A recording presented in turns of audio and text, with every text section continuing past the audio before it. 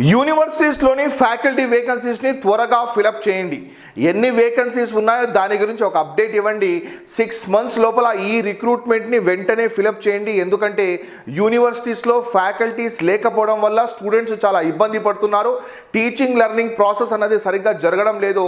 దయచేసి ఈ రిక్రూట్మెంట్ని త్వరగా కంప్లీట్ చేయండి అని యూనివర్సిటీ గ్రాంట్స్ కమిషన్ దేశంలో ఉన్న అన్ని యూనివర్సిటీస్, ఇండియాలో ఉన్న అన్ని యూనివర్సిటీస్ యొక్క వైస్ ఛాన్సలర్స్కి మరియు అఫిలియేటెడ్ ఇన్స్టిట్యూషన్స్కి ఒక అఫీషియల్ లెటర్ రాయడం జరిగింది. దీనిపైన మనం క్లియర్గా ఆ లెటర్లోని పాయింట్ టు పాయింట్ లైన్ చదివి నేను మీకు వినిపించాను.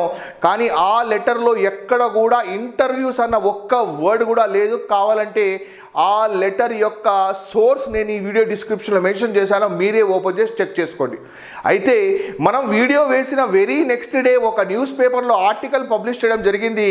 సో ఇంటర్వ్యూస్ ద్వారా యూనివర్సిటీ ఫ్యాకల్టీ పొజిషన్స్ని ఫిలప్ చేస్తారు, కరెక్టే, ఇంటర్వ్యూస్ ద్వారా ఫిలప్ చేస్తారు. కానీ అది అసోసియేట్ ప్రొఫెసర్ జాబ్స్కి సూటబుల్ అవుతుంది, కానీ అసిస్టెంట్ ప్రొఫెసర్ జాబ్స్కి ప్రాక్టికల్గా సూటబుల్ కాదు. చాలా ఇష్యూస్ వస్తాయి. సో ఇక్కడ ఒక్కసారి మీరు 10-15 ఏళ్ళ రిక్రూట్మెంట్ని ఒకసారి చూడండి. యూనివర్సిటీస్లో కేసులు వేసుకోలేదా? అవినీతి జరిగింది అని చెప్పేసి ఒకరిపైన ఒకరు కేసులు వేసుకోలేదా? డబ్బులు ఇచ్చుకొని కొనుక్కున్నారని చెప్పి వేసుకోలేదా? సో దీన్ని బేస్ చేసుకొని చాలామంది ఇబ్బంది పడ్డారు. కొన్ని యూనివర్సిటీస్లో దీనికి సంబంధించి చాలా ఇష్యూస్ జరిగాయి. కేసులు 10 ఏళ్ళు, ఎన్నో ఏళ్ళు నడిచాయన్నమాట. కావాలంటే ఒక్కసారి దీనికన్నా ముందు జరిగిన రిక్రూట్మెంట్స్ గురించి ఒక్కసారి మీరు అనాలిసిస్ చేయండి. సో దీన్ని బేస్ చేసుకొని అసిస్టెంట్ ప్రొఫెసర్ జాబ్స్కి కేవలం ఇంటర్వ్యూస్ పెడితే ప్రాక్టికల్గా చాలా ప్రాబ్లమ్స్ వస్తాయి. 2018లో జరిగిన అసిస్టెంట్ ప్రొఫెసర్ జాబ్స్కి సంబంధించి ఆంధ్రప్రదేశ్లో ఏపీపీఎస్సీ ఎగ్జామినేషన్ కండక్ట్ చేసి ఇప్పుడు ఇంటర్వ్యూ ద్వారానే తీసుకుంటామంటే ఇట్స్ నాట్ పాసిబుల్. ఈ ఆర్టికల్కి సంబంధించి నేను ఒక వ్యక్తితో మాట్లాడడం జరిగింది, ఒక గొప్ప వ్యక్తితో మాట్లాడడం జరిగింది. సో అడిగాను, so what is the source of this article? ఎవరు చెప్పారు? మన ఆంధ్రప్రదేశ్లో. సో ఈ ఆర్టికల్ ఆంధ్రప్రదేశ్లో పబ్లిష్ అయింది కాబట్టి నేను ఆంధ్రప్రదేశ్ ఎగ్జాంపుల్ తీసుకుంటున్నానండి. అదే ఈ ఆర్టికల్ తెలంగాణలో పబ్లిష్ అయ్యింటే నేను తెలంగాణ రెఫరెన్స్ తీసుకునేవాడిని. ఇది ఆంధ్రప్రదేశ్లో పబ్లిష్ అయింది కాబట్టి what is the source of this information? ఆయన ఏం చెప్పారు అంటే, నా దగ్గర ఆడియో క్లిప్పింగ్ కూడా ఉంది, రికార్డ్ చేశాను. ఆయన ఏం చెప్పారు అంటే, యూజీసీ చెప్పిన లెటర్లో క్లియర్గా మెన్షన్ చేసింది. ఎక్కడ మెన్షన్ చేసింది sir? No, not even a single word has been used about interview. అసలు చెప్పలేదు. ఫిలప్ చేయండి, 6 months లోపల కంప్లీట్ చేయండి, December 31st లోపల ఇన్ఫర్మేషన్ ఇవ్వండి ఫ్యాకల్టీ వేకెన్సీస్కి సంబంధించి చెప్పింది. కానీ సో ఇంటర్వ్యూస్కి సంబంధించి ఎటువంటి ఇన్ఫర్మేషన్ లేదు. సరే, అది పక్కన పెట్టేయండి. సో ఆంధ్రప్రదేశ్లో కొన్ని ఫార్మల్ అథారిటీస్ ఉన్నాయి కదండి. సో మన ఎడ్యుకేషన్ మినిస్టర్ అయిన డాక్టర్ ఆదిమూలపు సురేష్ గారు ఒక కమిటీని నామినేట్ చేసి, సో ఆయన చెప్పారు అఫీషియల్గా ప్రెస్ నోట్ ద్వారా ఖచ్చితంగా ఇంటర్వ్యూస్ ద్వారా తీసుకుంటామని. ఇది కన్ఫామా? ఇది కన్ఫామ్ కాదండి. ఇంకా దీన్ని చూసుకొని చాలామంది ఆస్పిరెంట్స్ డిసప్పాయింట్ అయిపోతున్నారు. నో, మీరేం డిసప్పాయింట్ కావాల్సిన అవసరం లేదు. ఎవరు చెప్పారు? ఆదిమూలపు సురేష్ గారు చెప్పారా? Education minister of Andhra Pradesh CM గారు చెప్పారా?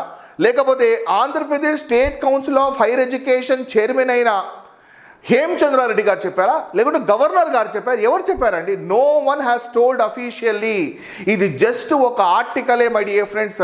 ఇది కూడా యూజీసీ లెటర్ని బేస్ చేసుకొని చేశారు, కానీ ఇంటర్వ్యూస్ అని ఇంకా కన్ఫామ్ కాలేదు. దీన్ని నమ్ముకొని మీ ప్రిపరేషన్ని మీరు స్టార్ట్ చేయకుండా ఆగిపోయారు అనుకోండి, చాలా నష్టపోతారు.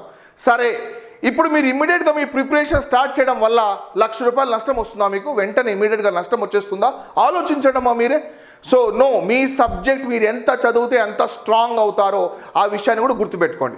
సో ఈ ఆర్టికల్ని బేస్ చేసుకొని మీ ప్రిపరేషన్ని మీరు స్టార్ట్ చేయకుంటే ఇబ్బంది పడతారు. నా అడ్మిషన్స్ జరుగుతున్నాయని చెప్పేసి నా కోసం నేను చెప్పడం లేదు, కానీ ప్రాక్టికల్గా మీరే ఆలోచించండి. సెట్ క్వాలిఫై అయిన వాళ్ళు, నెట్ క్వాలిఫై అయిన వాళ్ళు, పిహెచ్డి పర్సూ చేసుకున్న వాళ్ళు, రీసెంట్గా పిహెచ్డి కంప్లీట్ చేస్తున్న వాళ్ళు, ప్రతి ఒక్కరికి కాంపిటీషన్ ఉంది. సెట్ వాళ్ళు ఏం ఆలోచిస్తారు? మాకు కాంపిటీషన్ నెట్ వాళ్ళు అంటారు.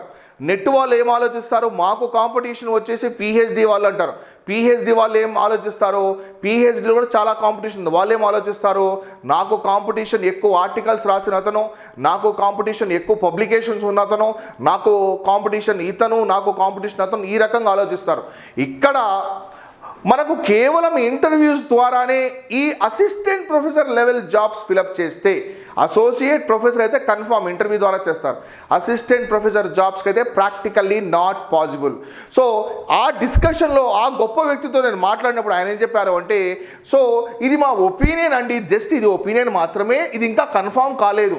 అఫ్ కోర్స్ ఇది కన్ఫర్మ్ కాలేదు, ఎందుకంటే ఒక్క ఫార్మల్ అథారిటీలో కూడా ఈ ఆర్టికల్కి సంబంధించి ఒక్క ఫార్మల్ అథారిటీ కూడా ఇక్కడ ఆదిమూలపు సురేష్ కానివ్వండి, లేకపోతే మన సీఎం గారు కానివ్వండి, హేమచంద్రారెడ్డి గారు కానివ్వండి, గవర్నర్ గారు కానివ్వండి, the chancellor of all universities, governor, state universities యొక్క ఛాన్సలర్ ఎవరంటే గవర్నర్, ఆయన కూడా చెప్పలేదు. జస్ట్ ఒక ఆర్టికల్ పబ్లిష్ చేసేసారు ఆ యూజీసీ లెటర్ బేస్ పైన.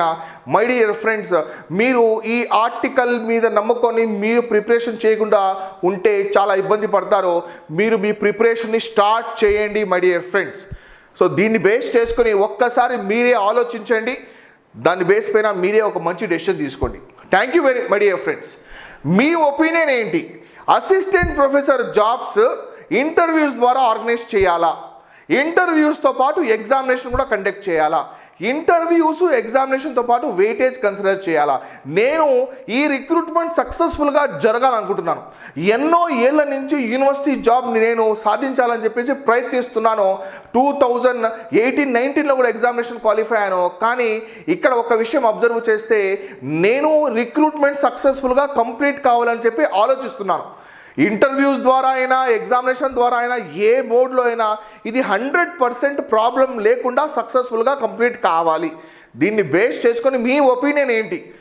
ఏ మోడ్ ఆఫ్ రిక్రూట్మెంట్ చేస్తే బాగుంటుంది? కేవలం ఇంటర్వ్యూస్ ద్వారా చేస్తే బాగుంటుందా, లేదా ఇంటర్వ్యూస్తో పాటు ఎగ్జామినేషన్ కండక్ట్ చేస్తే బాగుంటుందా, ఇంటర్వ్యూస్ ఎగ్జామినేషన్ ద్వారా ఆర్టికల్స్ యొక్క వెయిటేజ్ తీసుకుంటే బాగుంటుందా? దయచేసి కామెంట్ సెక్షన్లో మెన్షన్ చేయండి.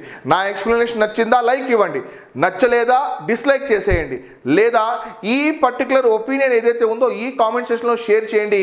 Let's see how many people and let's see how many people are interested towards interviews, examination, combination of these things. Thank you very much my dear friend. We'll meet again with many more videos. Until then, take care of yourself. Jai Hind.